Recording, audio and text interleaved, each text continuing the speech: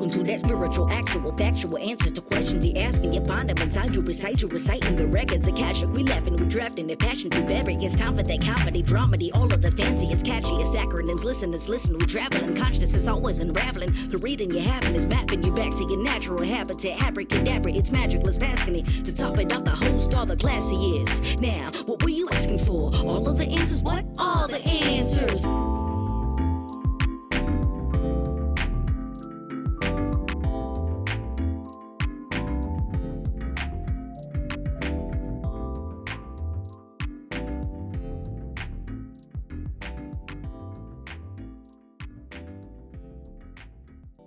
You can hear it though? Yeah, it doesn't sound great. It sounds very fuzzy and boxy.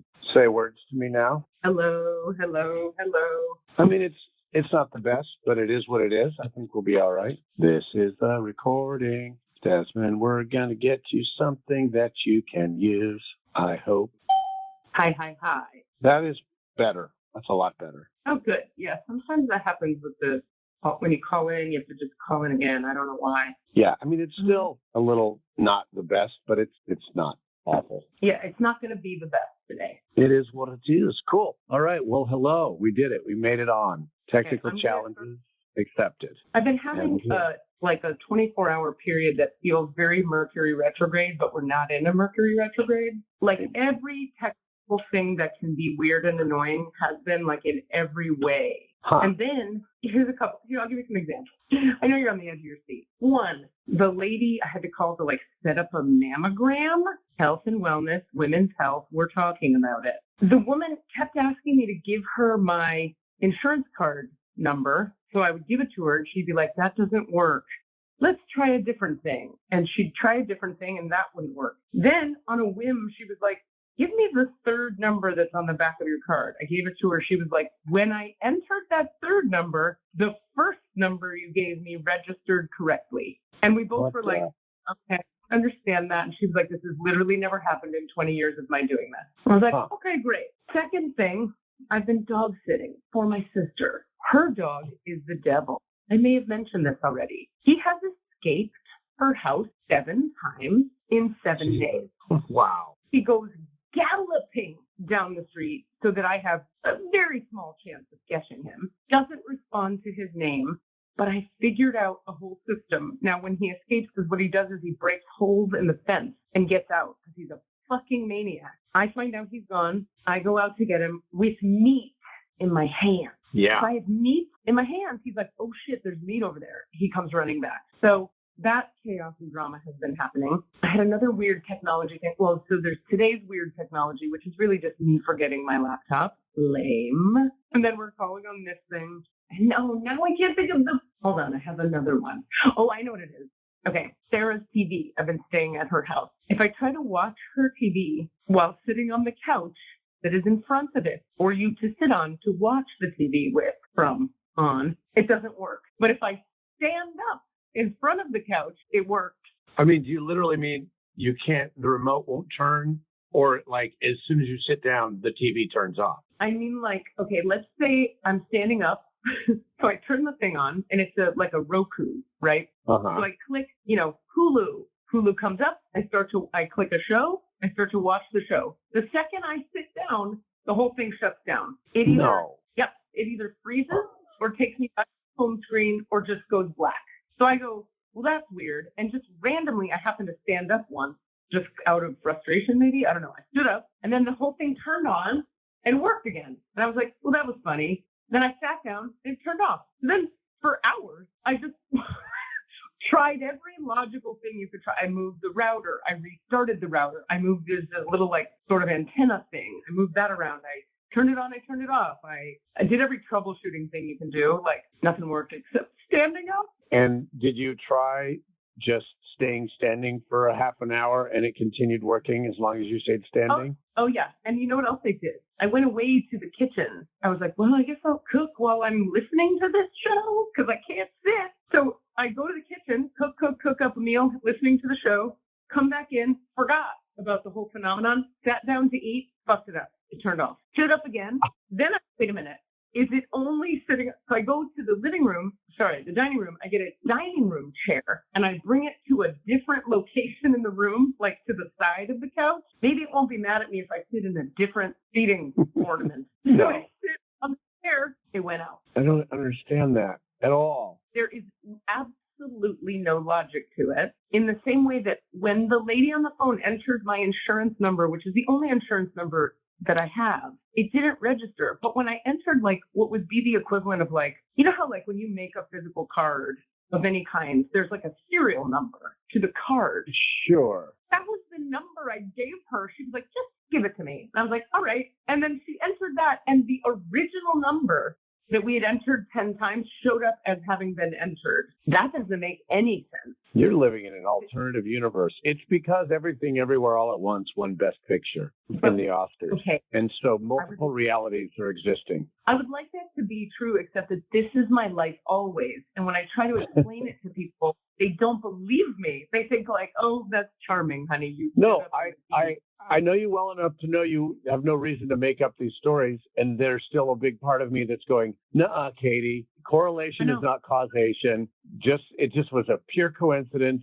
But then you like described, okay, I went and got a chair, and then I was still standing, and then as soon as I sat down, it went off again. Like, that doesn't... 2 hours in a row, over and over and over and over. Yeah, because I was like, maybe there's like a floorboard. No, I know what it is. Is it a smart TV that like you could have a conference call on, which means it has a camera on it? No. Because some smart TVs have like a camera as well, right? Like a laptop style camera. And it's cross wiring the like, as soon as you drop below a certain view, it goes, oh, that tells me this. And then it sends some stupid signal that turns it off. So then what you need to do is get a high chair or sit or put 3 boxes on the couch and then sit up at the height that standing would be on the couch. I like this theory you have. Here's the problem with it. The following day, all of this stuff happening. So now I just What do you mean? Do whatever I want. The TV works. I sit down, I stand up, the TV works. Oh, okay. Got it. This was a phenomenon for several hours of time that then is no longer occurring. What in the heck? If your theory were correct, I think it would keep doing it. Can you hold on? Now it sounds like there's a river flowing in my kitchen. Please hold. What's that problem? There's a closet in my condo that has the water heater in it and the water pump or whatever that thing is. Uh-huh. You know how I'm surprised you can't hear it. Can you hear that? No. Okay. Anyway, it's draining. It's like the sound of when you turn your faucet on, like water is pouring out of something. Yeah. Under the closet door, and there's no water pouring out that I can see, but there's a place that usually drips like one drop at a time every now and again, and instead it's like a faucet right now. And I'm like, where's that water going? Exactly. Is it dripping onto the ground? No, it's connected to a tube that goes below the ground. Oh, it's like it's flushing. Maybe it's just flushing. Okay. Let's just use that word to make it sound official. It's supposed to do that. It's flushing. The man fact that I like. I'm running with it. Okay, good. Cassidy Brown. Katie, you have your own personal Mercury retrograde, which isn't Mercury retrograde. It's just a Katie vortex. Yep. Yeah, that's not my experience right now. That is craziness. I mean, I have had some really minimal, weird, arbitrary internet dip in the last 48 hours where, like, I'm on, it's working, and then just for a second, for like a minute, it just goes, nah, and then it works again. But that's nowhere near as interesting. I hear you. You know what I actually think it is, which is it's not a universal thing. I actually think this is because I'm staying at Sarah's house, and this is how off the energy is for me at that house, which is why I'm out of it. I think I'm just like, I can't find my alignment there. And I come over here and everything's been flowing and better. And I've been in the house several nights, sleeping there, acclimating to its frequency. And I think it's like you put one kind of portal inside another kind of portal, and sometimes you get chaos. Yeah. Which brings us back to Everywhere All at Once, winning at the Oscars. Big deal. Blazed the Oscars. Yeah, it was a very big deal. It was a lot of things, a lot of feelings being had. Yeah. The Asians won all over the place on this one. Yeah, it was the strong showing for that movie. And also it's kind of cool that a movie that's completely just sort of outside the the norm, a movie about expansive thinking, a movie about weirdness and weirdos Consciousness. and consciousness. I mean, yeah. Yeah. 1,000,000%. Just kind of so cool.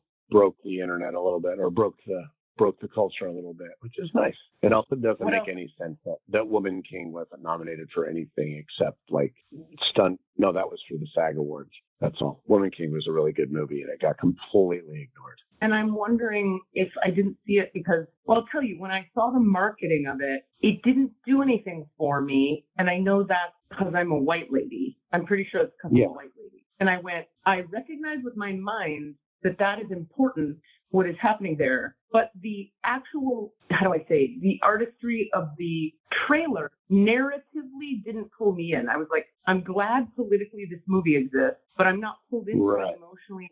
Well, you're not really an action movie person, are you? I love action movies. Because I felt like that was the marketing, was that it was just full on just action movie. Like, that's what I got from it. And to be honest about, like with Everything Everywhere, you and movies don't necessarily, just happen. We had to drag you kicking and screaming to seeing that movie. So your awareness of it is not necessarily the measure of it. Oh, hell no. My awareness no, hell no.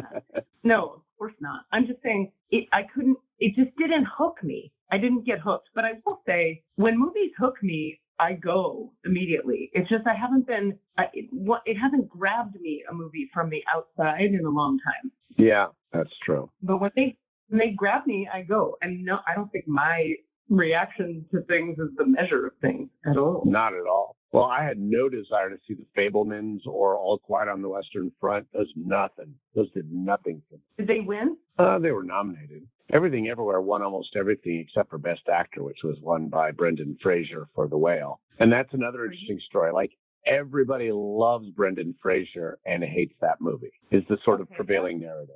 That's fascinating. Now there's one that I went to see immediately. I saw The Whale immediately. Yeah. And hated it. Yeah. Did you see it? No, I didn't see the play either. Okay. I have a theory about why people hate the movie. It's weird. You're saying they like him in the movie, but they don't like the movie? No, they like him personally. I think there's this resurgence of love for Brendan Fraser. There's this weird cultural phenomenon of people going, yeah, we like that guy. To the point where a lot of people got mad at that movie for doing what it did, which was like putting a person in a fat suit instead of actually getting an obese actor and like making all these points about things. That is our person coming in, but then loving him. And so not really even blaming him for that or calling him out, but calling the movie out while still giving him full credit. I will just say this and then we'll say hi to you, Keisha. Hi, but hold on. Hi. I think people's reaction to the film is twofold. One, it's so emotionally heavy-handed that you kind of into, we're going to cry and feel all the feelings forever, full 2 hours. That has to be kind of. We're talking about the movie The Whale, by the way. Oh, okay. I don't think I've seen this movie. No. And B, they shot it. It's a play first that they turned into a film, and they shot it like a play. So it's very theatrical, and things are shot like as if it's a proscenium stage, and then they move the camera, and everything happens in the proscenium, and it's blocks. Actors are blocked like you block actors on stage. It was very theatrical and heightened emotionality that I don't think personally translates to the screen. I think that's why it doesn't work. But then the fact that he won, it totally confuses me. Yeah, it was like the only acting award that didn't go to Everything Everywhere All at Once. Went to Brendan Fraser in The Whale. Yeah, and I whatever. Hi, Keith. Nice to meet you. Hi, it's nice to meet you too. I've heard your voice. Have you guys never met in human form? I don't think so. No. Wait, I don't think so. Right? I don't think so. No. But I feel like I know you because I've listened to the podcast. It's been a while, but I was like on it every episode at the beginning, then I fell off because life. But I'm happy to be here. Aw, we're happy to have you. Okay, so then as you know, we generally start, like, we'll just ask you a couple things about yourself to get to know you and your relationship to spirituality a little bit and creativity. And then maybe we do the Akashic Records for you if you want to.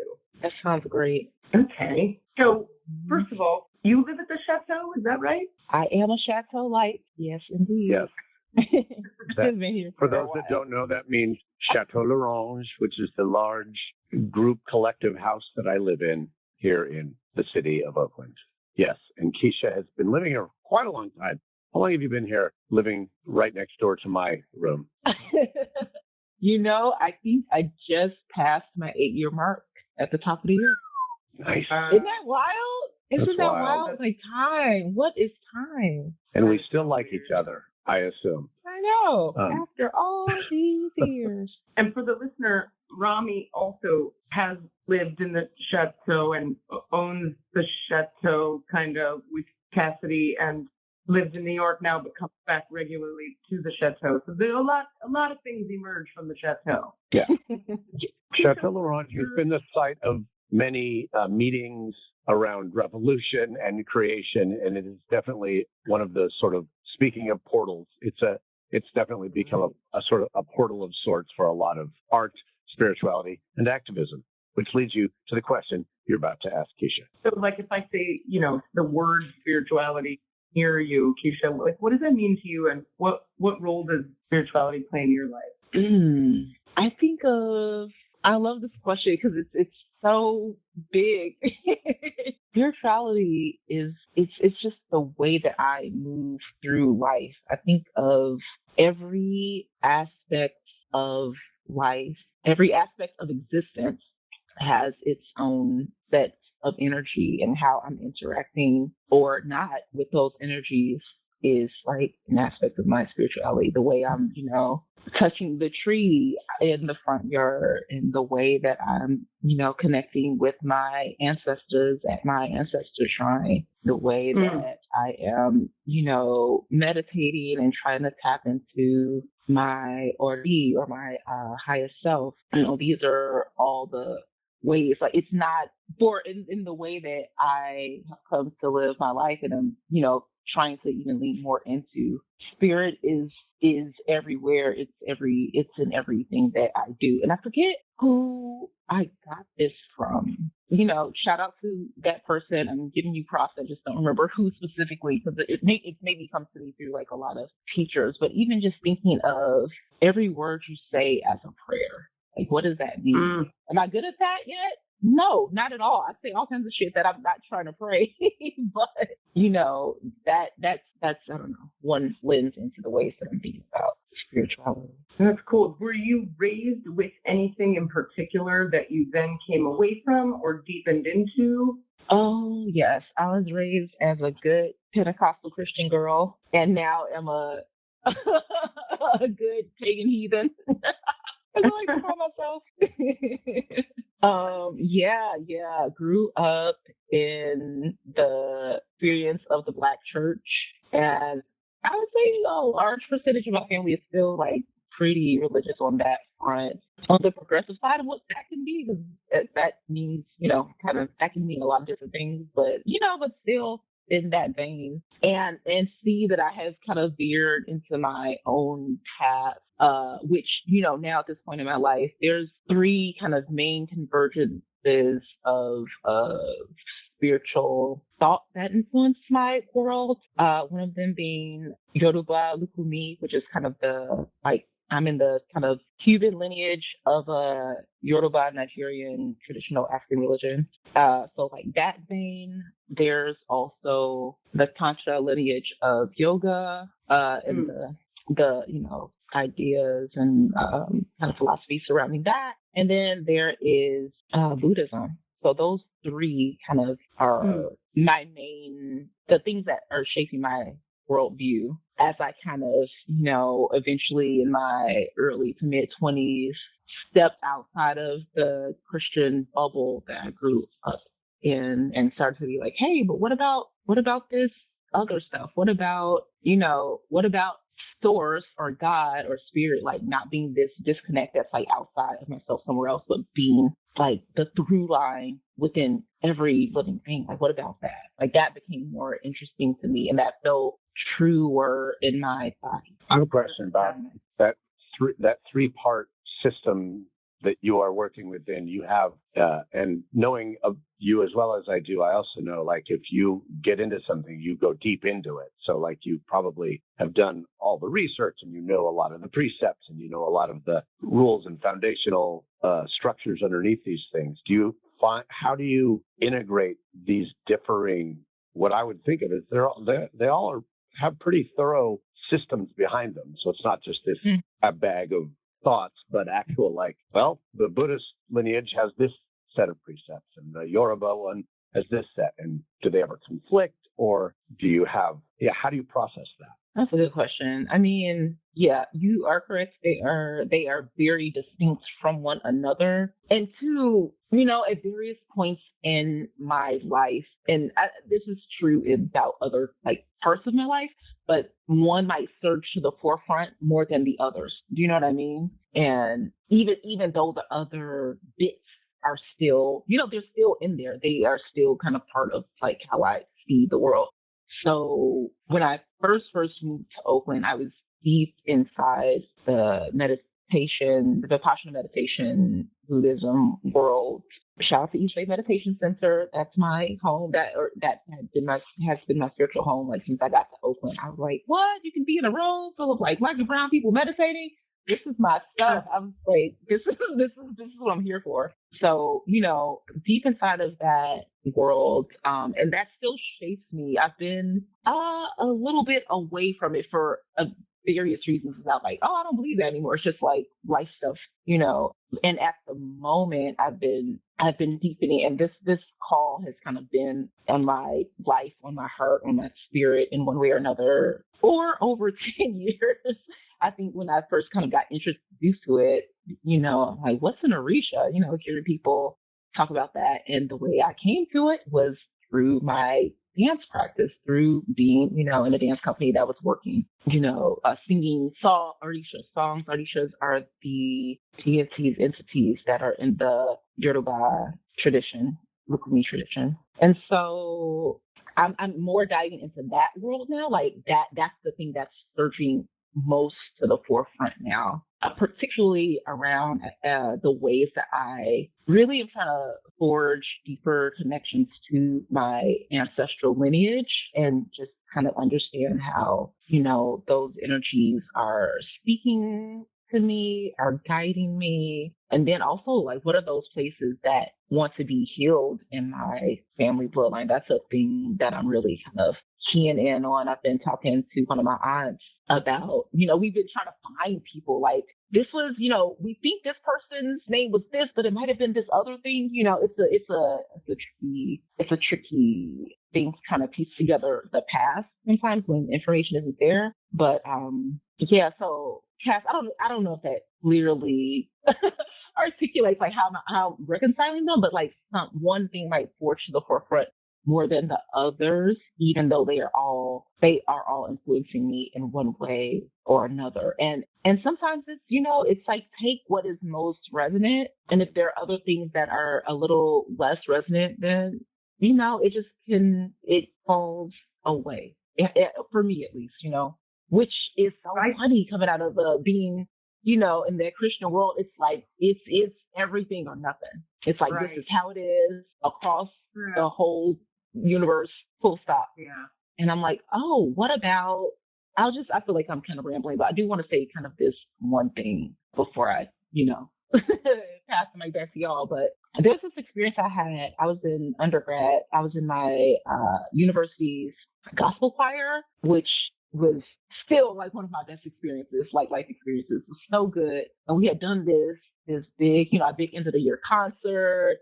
All kinds of people came. I think it's the Mother's Day concert. Shout out to University of Illinois Black Chorus, in case anybody's listening. And, so we were debriefing on the choir practice after the show, and people were giving reflections that, the people that they had invited were giving to them. And one person stood up and talked about how their friend, who was very not Christian, very Buddhist person, talked about witnessing the songs that were, very Jesus heavy and saying that experience made their heart smile. And it just stopped me in my tracks. I was like, that would never happen in reverse. There's no space for it. Oh, that a person of a firmly Christian would witness another form and feel. Yeah, it would just be blasphemous. It would just be wrong. It would be right the line. And I was like, yeah, go ahead. Yeah, I have a joke about that in my stand-up set where I talk about, I talk a lot in my stand-up set about I love spirituality and God, but not spiritual people all the time. And one of the I don't love about specifically religious folk, a particular kind of religious folk, is the notion of there being a one true path. And then I do a whole joke about like the gap come up with a pair of jeans that fits every woman. We don't have the one true pant. How can there be one true path? And this is something I've thought about a lot, where it drives me up the wall when the big book religion, the big three, each have in their little freaking book that theirs is the one true path. And I'm like, have you guys never noticed that everybody else thinks theirs is the one true path? So what makes you right? Right. It's just because easy. So. If they're as convicted as you are that they are the one true path, who wins? It makes no sense. Who wins? Only logical conclusion. Nobody can win. There is no one true path or path. Well, it's also that zero sum. By saying we're the one true path, that means there has to be a winner in this battle, as opposed to a convergence of helpful movements. Yeah, exactly. And this is to Keisha, to your point. My journey on the spiritual path has been so complex, and first it was this, and then it was that, and it changed every couple of years, and evolved and deepened. And they told me, beginning of the ride, the people I worked with who were in the 12-step recovery rooms, they were like, yeah, your spirituality is going to evolve the rest of your life and change. And I was like, you're crazy. And and it has been anything but consistent. So like, to me, it's like the only constant is change and growth as a person. And how could the spirituality remain the same unless you're forcing it to? Right. Also, you just hit us with that Octavia Butler. The only constant is change, or in the parable of the sower, like God is change. Yes. They talk about, if you look at physics and you look at what's happening with the universe, right? Nothing, then there was a bang, and then things have been expanding. It just gets bigger and bigger, and we keep pieces of it, and the edges keep going further out, because what consciousness does expands. And so expansion necessitates change. So like where we feel that things are supposed to land in a place, stay there, that's just the mind always looking to be in control. Yeah. That control piece is so much a part of it, but yeah. And I think, there's something in that kind of unraveling process that I went through however many years ago, as I was like, oh, what about, some of these other ways of thinking? Some of the understanding is about like, oh, this is part of a legacy of domination and control that is also linked to white supremacy, that is also linked to patriarchy. Like there's all these, it's the domino effects of it all. And I'm like, nope, I'm good. It's the seeking of power instead of the seeking of growth, or the seeking of something else. It's all those things in the service of power or domination, as opposed to anything else. Yep. Right. As opposed to connection or expansion, awareness or love, unity. The other day, we were talking about she's quite young and quite new on her journey, and she was like talking about the Southern Baptist church they go to, and she and her husband, and I were talking, and she was like, and I quoted some Bible verse, and she was like, oh, I would have taken you for somebody who's kind of anti-scripture. And I said, actually, I think there's a lot of deep teachings in the Bible. I think Jesus was the coolest guy around. And I have a problem with rigidity around scripture and like literalism and legalism around scripture, but there's some deep wisdom in scripture. And her response was like, that's where we differ. I don't think you get to interpret what's in the Bible. If it's in there, it's true. And she's 20. Wow. And I just said, I hear you. I respect that point of view. I see it differently, but like, if that is working for you, rock on. We don't have to same page about that. But that that she doesn't think she's interpreting literally by reading words. Like, is insane. She's young enough and full of enough trauma that she needs to believe something is fixed and it's so that she can stay in the world she's in, you know? Mm-hmm. Mm-hmm.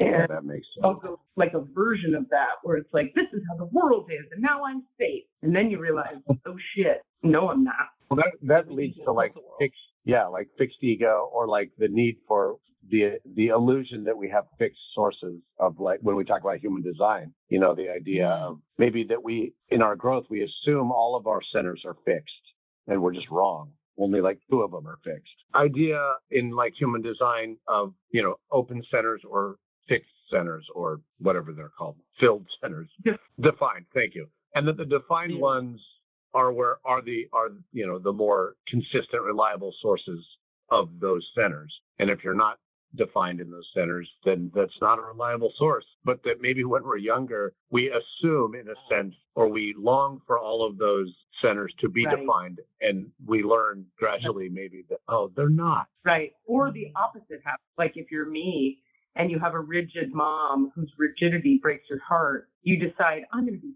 super open and flexible, and everything about me is open and flexible, and I don't have any rigid. Then later you discover, holy shit, a lot of fixation in this chart, and I need to own it because I'm in resistance to myself. So it can go either way. But yes, exactly, to your point. I think that's the thing in childhood, whatever our trauma is, or whatever we're responding or reacting to, we're always looking as young people for like a fixed point of reference, or like something that won't change. Yeah. My life has been like constant teachings about I don't get to do that. But I do find interesting, to Keisha's point about the white capitalist patriarchy, basically, is like when you look at the folks in some of the middle parts of the country who, or just wherever they are, who have a fixed way of thinking about what is right and what is wrong, and storm the Capitol and follow megalomaniacal white man leaders, there is a refusal to change inside of that point of view. Like there's this is the simple set of rules I believed when I was 8, and we're not going to question that inflexibility around like change. I think like you can find that at the core of all of these that are trying to create more separation. You know what I mean? Like the white capitalist patriot built on, you know, there is a right way of doing things. Here's the right way, the way that the big, tall, rich white man says is right. And the very threat to that, to the white capitalist patriarchy's death, is the idea that any of it would ever change.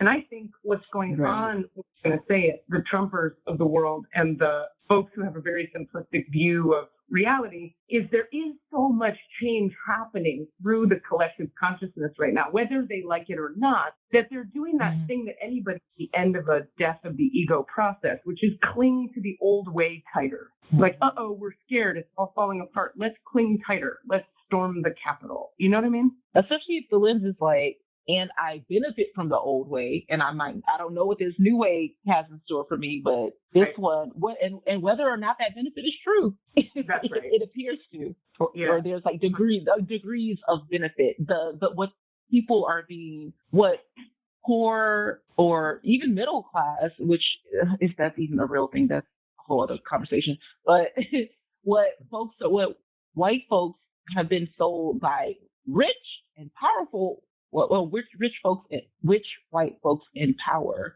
is that you too can be here. And that has always been bullshit. But as long as you can sell people on the dream, you can get them to kind of do your groundwork and say, no, you got to keep this machine in place, because if it's not in place, you can't attain this, positionality that we have. So you better get those folks that are coming for your jobs or your whatever.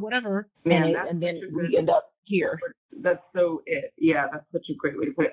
Okay, let me see if I can articulate this. I had this like complex realization yesterday that's actually quite simple that I have. I wonder if you guys have had things like this where you have the same reawakening a million times where you're like, oh, it's just this.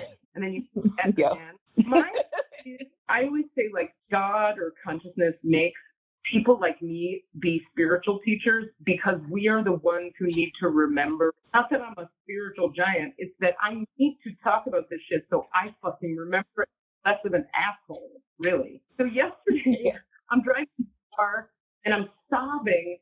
Why was I crying this time? It was because I had, I know. Okay, this time. It's all the time. Okay, so this is right what you just said, Keisha. So let me see if I can put words on this. Basically, it was like I was having a stressful time. I pulled a 3-card spread, and the spread was very articulate and specific about exactly what's going on in my reality at this moment. And the outcome card had advice in it, which was, hey, you seem to have forgotten in these last couple of days here, friend. Take everything back. Always come to God first. You take it to God, and the outer stuff gets solved.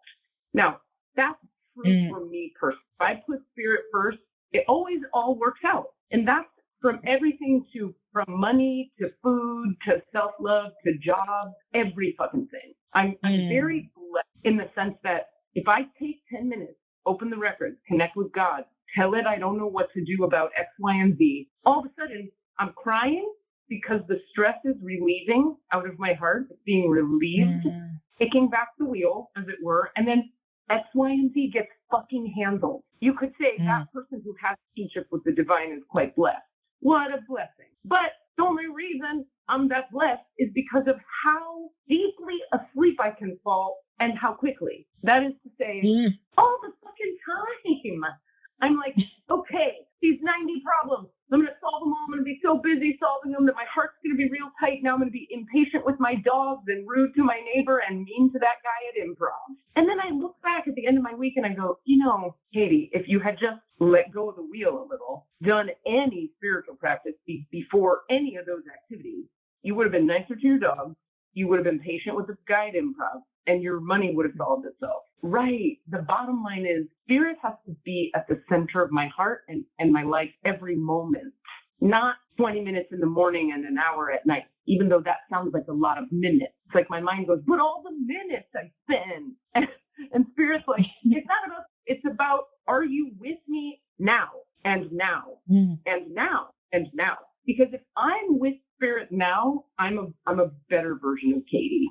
And so when I hear you say, just said, Keisha, it's like the power thing, the thinking that I'm going to solve my problems my problems get solved when I'm on the machine of be a richer lady with a nicer house in charge of more people. The lie of the mind that is that because I am a white lady from wealthy white people, let's be real, I have the doors to that world open to me. So my mind can go like, we can have the house on the water. We can run all the things. We could have the white capital patriarchal dream. So I become owned by that regularly. And then I go, why am I so cranky? And it's only ever because spirit's not at the center. Principles of spirituality are not at the center. Now I'm trying to get mine. And I'm a fucking full-time spiritual teacher. What? And you still fall asleep. That hits so hard. It's so hard in the best way, in like a hard way and a good way. I'm like, ooh, yeah, needing those reminders. Like I'm thinking of even just, I haven't been teaching yoga as much these days, but every class or workshop that I crafted, I'm like, these are lessons I need right now. Like SOS, like I have to say it out loud with some other folks so it can engrave itself into my own psyche and consciousness again and again and again. Weren't you and you were in the show that Rami was just in, right? Yeah. Okay, now, so Rami messages me after they do that show. I don't know how many you guys did, but the energy around my homie when they were messaging me, they were like, we just did this show and I feel like Oakland is lit up by the light of the conscious awareness that is the show, and we opened a portal, God is here. And I was like, oh, so strong. And right now while we're talking, he's texting me and Keisha was in the house full show too. And I'm like, oh shit, we have to talk about that. Oh, yes, we do. I'm still basking in the glow and sleepy from the output, the physical output, the spiritual output. My God. Woo! Okay, so the show, what is this thing? So for the last 7.5 years, I have had the honor and privilege and just, I don't even know other sufficient adjectives to describe it, to work with this group of Black women co-led by Amara Taylor Smith and Ella Sebastian Chang, called House Full of Black Women here in Oakland. And, we talked about at the beginning, the Chateau Orange being my family. This group of magical humans has been my other family as well. I'm trying to think of the most succinct way to capture it. Like, we come together, on paper, it's like, these artists with, skill sets or, artistic practices are coming together and they like do some stuff, and like, that's what it is on paper. But what it is in practice is a coven. It is us really tapping into the power of the intimacy that can happen between Black women and femme folk that has like passed through our, circle in this last 7.5 years, and taking like this deep intimacy, this deep bonds of trust that we've built, and then from that place, from the place of us, kind of excavating our own lives, our own hearts, and just looking around Oakland and seeing how fellow Black women and girls are surviving or not here, and how, how we are living in relationship to that, coming together in response, in movement, text-based prayer, in ritual and ceremony, to impact those things, to be a kind of like spiritual spellcasters and disruptors. Reach. What I think would be, if we can just give a little context for the listeners about the sort of scope and arc of the 7.5-year thing called House Full of Black Women, and how many different forms it took, where, sometimes it was an advertised show where people actually went and attended. Sometimes it was a happening. Sometimes it was just direct action. Can you give like a few examples of the different forms that it took and things that it did? Sure.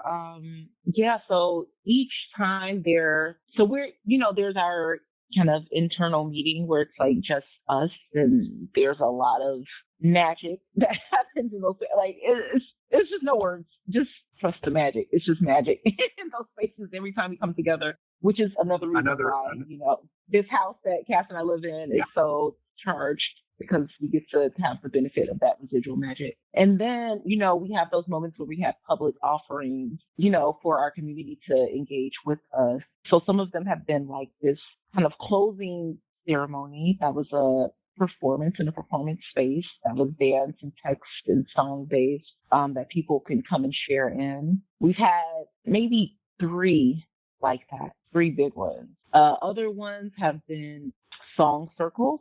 We've had a few all-night song circles open to Black women and femmes to come and like literally sing from evening until sunrise. It's the most beautiful thing I've ever experienced. Oh my God. And we're singing, songs. Sometimes the songs are like super playful and just ridiculous, and everyone's giddy at 3 o'clock in the morning and like falling out while somebody's asleep in the corner. Other times it's songs of, grief, like what's passing through, and there's just like a wailing moment. That's another offering. We've had processions. We've had a number of processions through the streets of Oakland. And again, this is kind of where some of that like spellcasting and spiritual disruption comes into play. Being out on the street, some of the uprisings that happened in the summer of 2020, we had a kind of safe space, because there was a lot of pushback from the Oakland Police Department, and we wanted to like provide a safe space for folks in case in case things got kind of hot on a particular evening. And it's so funny because of what, I like to believe, because of kind of the intention setting beforehand, everything ended incredibly peacefully that particular evening, right? So there's just a lot of way that I just so clearly witnessed the way that spirit moves in this group. And the last one that I'll share is also we've had private resting spaces for Black women to come and experience rest and respite from all that is happening on our streets on a day-to-day basis. The experience of being at the resting house changed my life because I said if taking care of Black women and in such a way that can provide like rest and ease is all I ever did forever and ever for the rest of my life, I would be satisfied because I was like, I could write some grants and try to be like, yeah, I want to get my performances on the road, which I kind of do, whatever. But I was like, if I never did any of that stuff, that's some of the stuff. That's incredible. What is the physical space where you guys do the rest holding action work? Let's see. Like, I am not at liberty to disclose that. I love that. Yes. I love that. Yeah. You're bringing something to mind that is hard to say out loud, but I do it for my own accountability practice and my own humility. There was stuff for me that really came up as a white woman from a liberal family when everything was happening in 2020 in the Bay Area.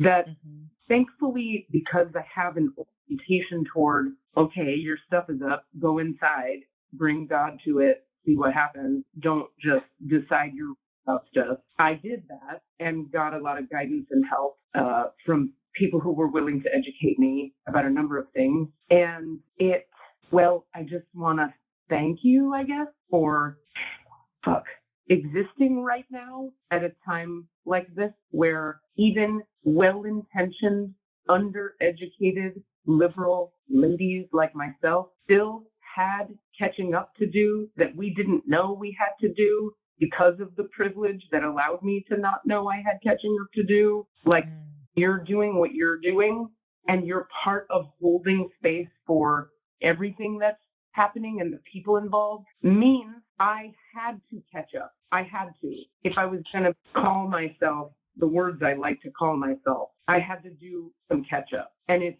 humbling, and I don't like that I had to, but I also, like, you can only do what you can do. You can only see what you can see when you see it. And I saw it, and I'm continuing to learn and be opened and humbled by it. And so I just bow to you and the work you all have been doing, not just in this context you're describing, though also in that context you're describing, because wow, but just by existing. So thank you. Thank you, Katie. I receive and, affirm, like, yeah, we need everybody. Like, we need all of y'all if we are trying to get free. It's like in this now time, all the now times, but in this now time, it's all hands on deck. We're kind of getting to that critical tipping point. Like, we need all of us to get free. Yeah, we do. I agree. And like, it's part of what makes it also touching to me is I spend,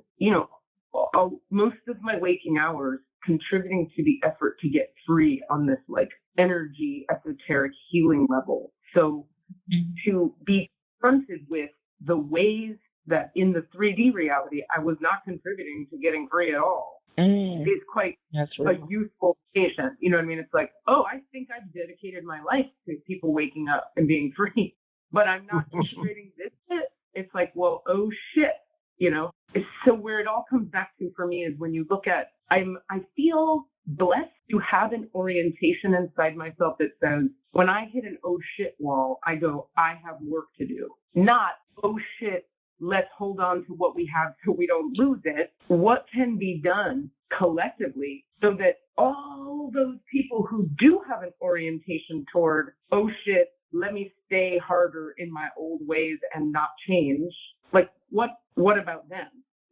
Not everybody has a growth mindset. Not everybody gives half a shit, to get free. Right. And so I always come back to, I don't have it figured out at all.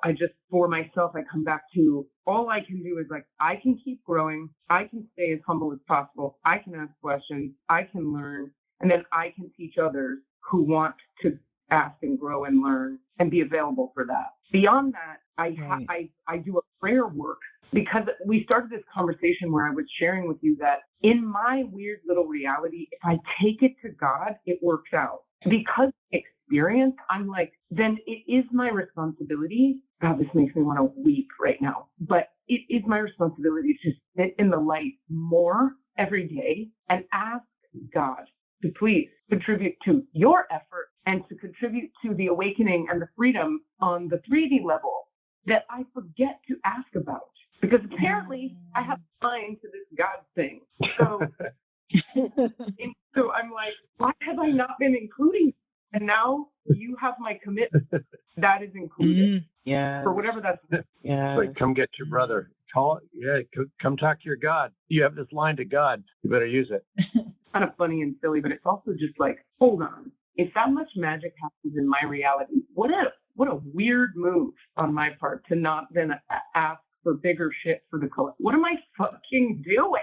Oh, it's good. I feel good. It's good. Well, hey, segue on that with time. I just want to say, if we still have time, I would love to push the offering to, you want to talk about doing something for people. I would love to throw the offering to Keisha if it's still a possibility for you, Katie, and for you, Keisha, in terms of time of going into the records and making an offering for Keisha here on this. I'm good on time. I'm cool. Katie, is that available? Before that, though, what I was going into, and let's certainly do that if you want to, Keisha, but I also would be remiss if I didn't. Your relationship with Rami and Allison and the sort of triumph of the three of you, where I'll just say this briefly for the listener. I had the pleasure of one time sort of being a Keisha stand-in to the Triumvirate.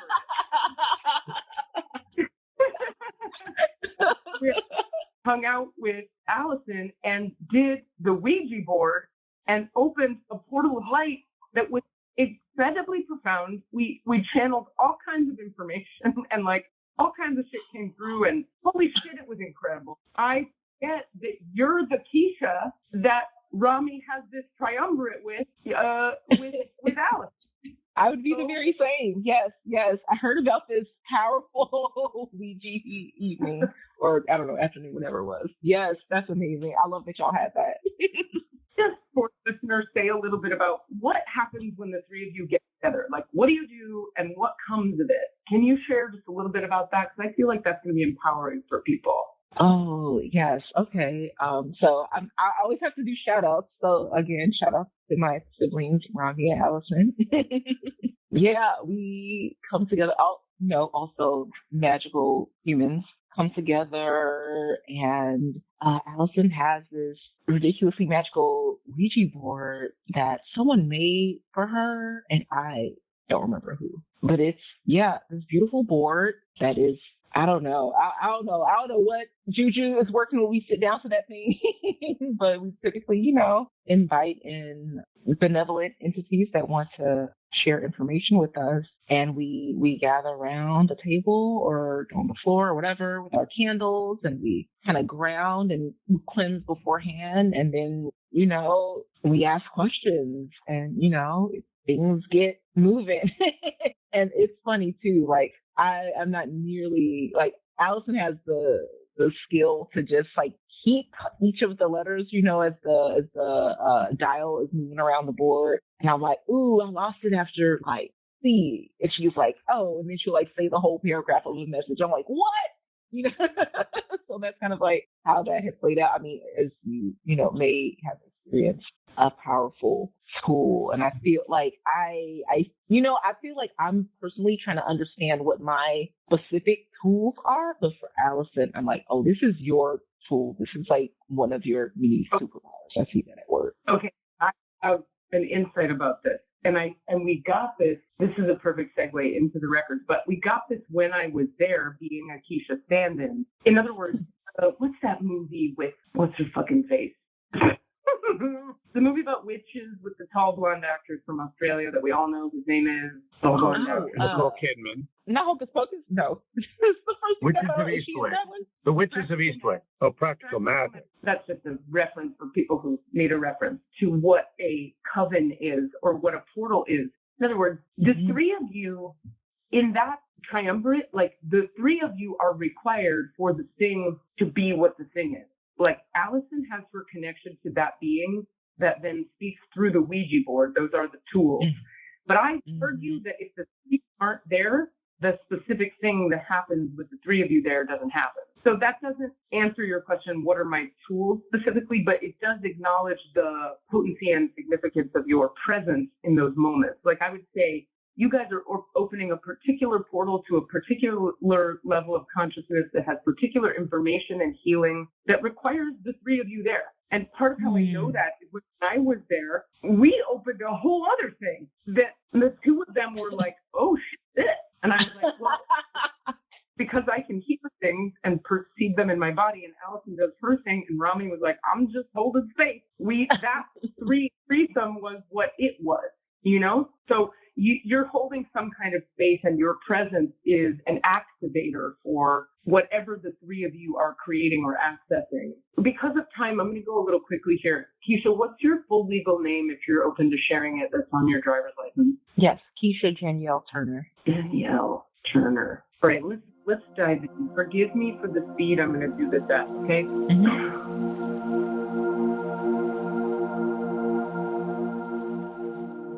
Let's just take a couple deep breaths into the low belly, emotional center, and then we'll feel our feet in contact with the ground, and we'll see our feet chakras opening, just a little vortex of light opening at the bottom center of each foot, like a hurricane or a tornado. It gets wider and wider until the feet are fully open on the bottom, breathing into the low belly. And then just doing whatever you do that opens your heart, that grounds you, that softens you. I mean, they're ready, so I'm just going to go. And so we do acknowledge the forces of light.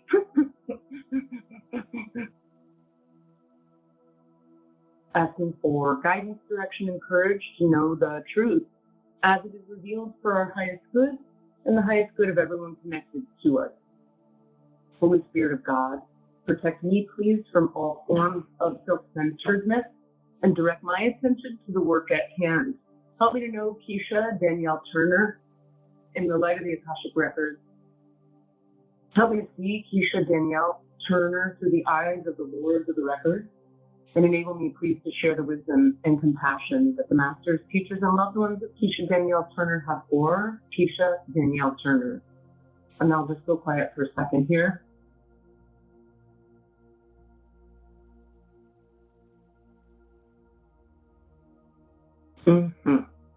Okay. Keisha, I'm wondering real quick, there's some awarenesses here, a little bit of intel, a little bit of energetic awareness I get, and then I'd love to take any questions that you have or anything you want to throw out. But I'm wondering, astrologically, do you have any Earth in your design, in your chart? Sorry, I didn't understand your question. What's your astrology? Do you know your sun, moon, and rising? Yes, my sun is Pisces, my moon is Capricorn, my rising is Scorpio. Okay, so they bring me first to the Capricorn moon. Okay, so when I said before, do you have any Earth in your chart? What I meant was, like, where is this prominent Earth energy they're bringing me to? And it would be, so right. Capricorn is in Capricorn. Yeah. Now, it comes through so clearly because of that Pisces on the personality level, which is, of course, the portal to all things beyond this dimensionality. So you have quite a gift here, which is the combination of, oh my God. And then you have the Scorpio rising, which is, give me a break. It's almost like a perfect blend for a human being to carry spirit in body form. Pisces, Sun, Cap, Moon, Scorpio rising is such a beautiful blend because the Scorpio acts like, I don't know, the ambassador to the other dimensions. And then the Pisces is already in the other dimensions. And then the Capricorn roots to this reality and keeps you from flying out into space the way I fucking do all the time. So, alhamdulillah to you and to how you were made. There is, I'm just going to give you briefly what's here and then I'll check in with you. There is a deep honor for you of the earth element in your makeup, which is to say, sometimes that which makes it harder for you to know your spiritual specificities or gifts or orientations, or that which makes it harder for you to access the divine or do it on your own or know what your tools are, any of that, is the earth element. But what you must understand from the perspective of the beyond is your earth element is just absolutely central and key to what you offer, to what your gifts are. Will you just, I have to interrupt and say, will you tell us what the thing you offer, one of the things you offer is a business of products. And what is the name of that business? Earth Child.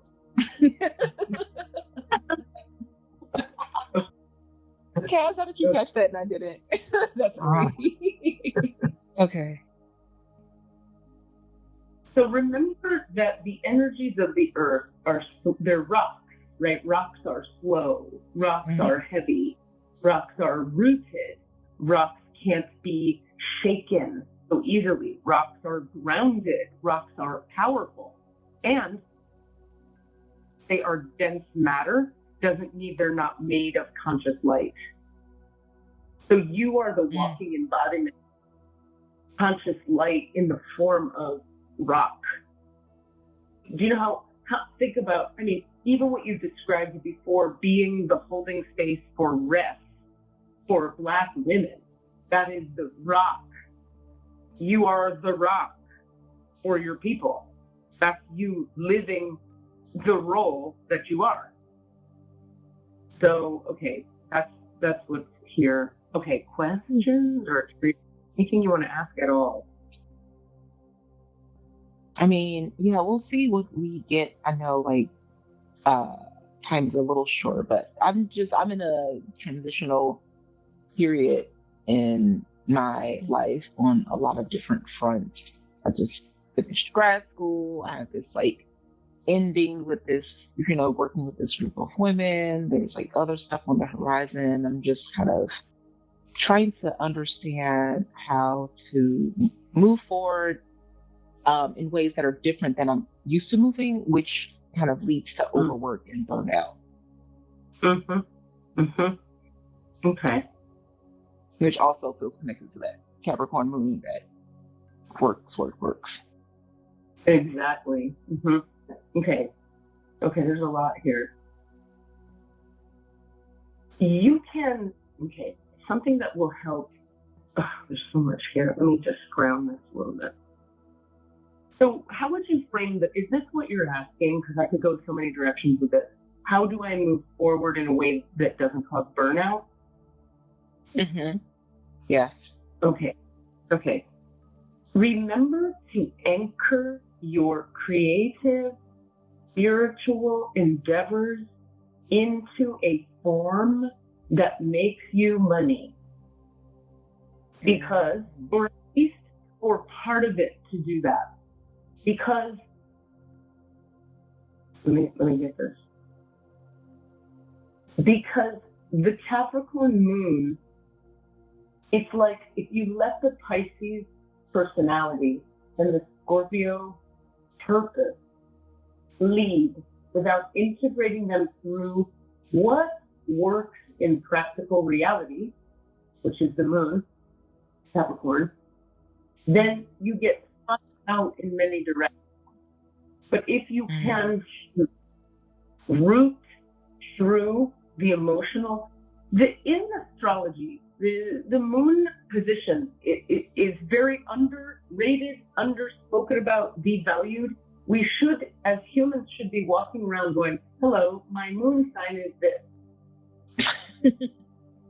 That's what would be more useful, because in your reality, the emotional realm, the realm of the moon, is devalued, misunderstood, de-emphasized, decentralized. If, however, you were to centralize around your emotional process, you would make choices, that are practical for yourself and for the family, and that build a foundation that lasts. It's when you get up in the upper chakras, heart, throat, third eye, up, crown, and don't root your choices through your emotional body. What will work for me on a practical level would be a question that would keep you from burnout. What will work for me emotionally on a practical level? Now, this doesn't mean you throw away any part of yourself, of course. It doesn't mean you throw away your vision or your transcendent orientation to reality. It means you ask, how do I bring the transcendent, creative, bliss, other dimensional interests I have down and in to the three-dimensional reality where my body lives? I have a question. This is coming, keeps coming. There's something about professionalism. Like, are you studying anything professional? Like, what is the professional door you might be considering walking through? Oh, I'm trying to figure out what direction that could go in. I just finished like a master's program for choreography, and also there's a few different projects that I'm considering moving forward on, and this is kind of around that thing of burnout. Like, do I take on more projects, or do I kind of like recover from all that life force that school kind of sucked out of me? Okay, well, or is it not that black and white? No, it's recover. Please recover a little. 3 months, maybe. Recover. Be a person, recover, breathe, find your natural rhythm again, and then project. But there's something more than projects for you. There's a professional, they want you to lay a professional foundation for yourself. Like, you need a profession. You have the capacity for a kind of like profession. What do you think that might be? I mean, it could be this return. Cassidy was mentioning Earth Child, and it's kind of where I house most of the things I do that I'd like to offer professionally. That's been on hiatus while I was in school. That doesn't read. They give me a no. So, like, what other ideas do you have? Oh, really? We're not throwing the okay? We're saying what we're looking at now is what is the baseline professional career, you could say, from which or through which the other things will get to exist. We promise. It's like you want to think about what is the most professional vehicle I could choose for the expression of all of my aspects. College professor, yoga teacher. I'm just throwing things out to sort of prime the pump here. Right. Yeah. And he's on it, by the way. Yeah. I mean, those are some things that are, on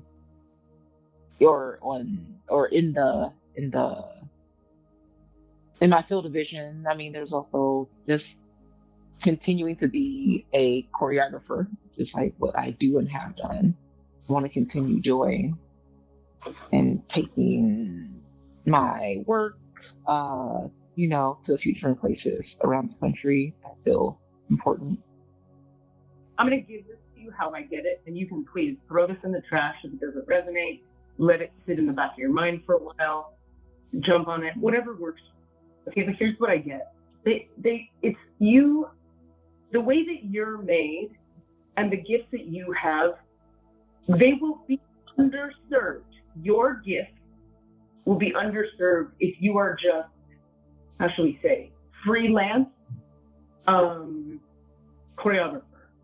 You want to be rooted in a location, in a profession, and from there you go choreograph. So it is like professor, college, students come to you, you're leading talks, you're making shows, you're devising work, you're writing papers, you're doing all of it through the portal of And in the container, you understand, a university system, despite all of its failings, is a beautiful container for an artist because there's money there are spaces there, and people are interested in hearing the truth.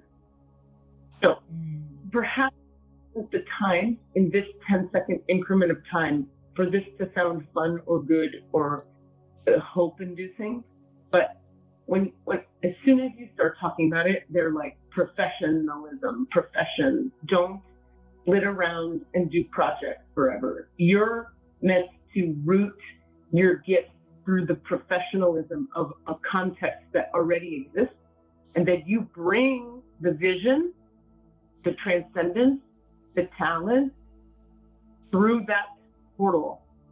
You can also, the earth products can also come through that portal. You'll get tons of clients for that. None of this is shut anything down. We're just looking at the question of what is the biggest, most grounded, most integrated shape that the Keisha soul gift can happen through. And this doesn't mean you won't be able to choreograph. You will. Yeah, thank you for tolerating that. That was like not leave me alone until that was the big thrust that wanted to come through. I'm gonna have to be with God. I've been very resistant to working in the university system. And I know it's so funny. I literally was just having a conversation that I know so many of us artists. Like I have so many people in my circle who are going that route because it does provide a sense of stability. And I have questioned whether that space is for me.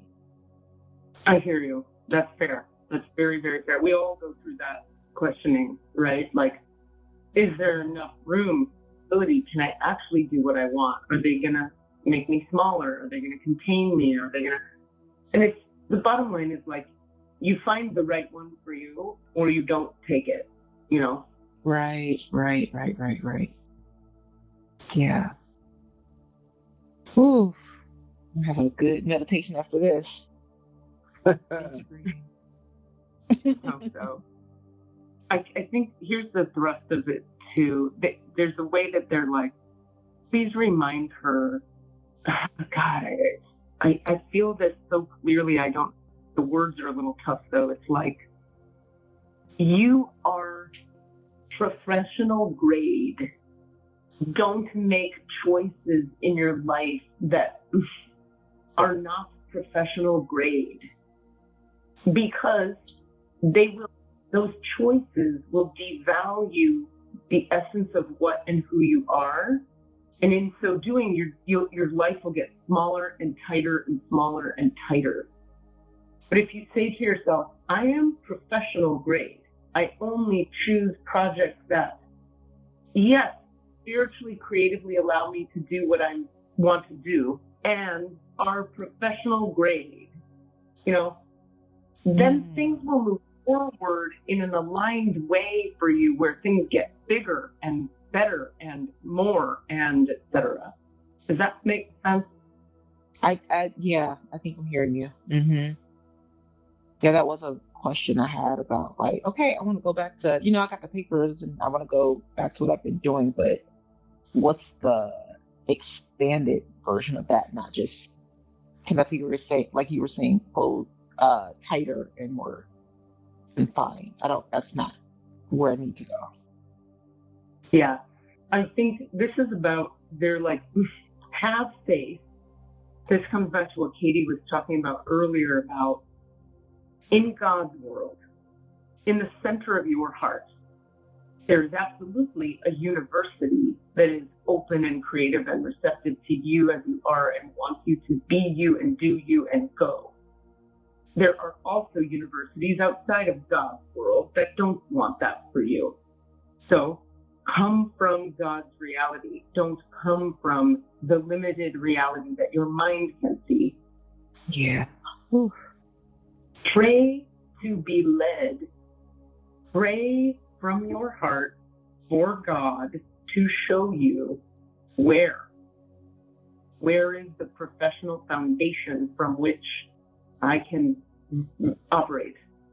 Show me, bring it to me, and then follow what you intuitively feel led to follow. Okay, I gotta close your records and I gotta hop off as a client in a minute. I want to thank the teachers and loved ones for their love and compassion.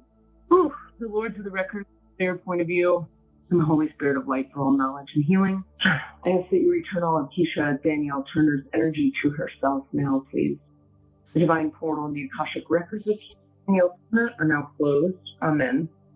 The divine portal and the Akashic records of Keisha Danielle Turner are now closed. Amen. The divine portal and the Akashic records of Keisha Danielle Turner are now closed. Amen, amen, amen. Ashhadu an la ilaha illallah, ashhadu anna Muhammadan abduhu wa rasulullah.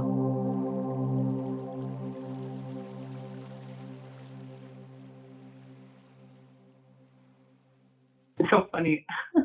Closing your records that have the distinct experience of going from grounded to ungrounded. Okay. So profound. I want us to have you back on sometime so we can talk more if you ever want to. I love that. Thank you so much for being here. Thank you. Thank you for opening the records on my behalf. I appreciate you, Cassidy. Thank you for reaching out on the invitation. So happy to be in conversation with you both. Thank you so much. Everyone have an awesome rest of your day and do your work. Do your work, friends. Love you. Bye. Bye. What are you asking for? All of the answers? Say what? All of the answers? Yeah, all the answers.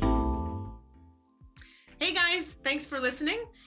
We'd love to hear from you. Please email us with your questions so that we have questions to answer in the Akashic Records. Our email address is allanswerspod@gmail.com. That's allanswerspod@gmail.com.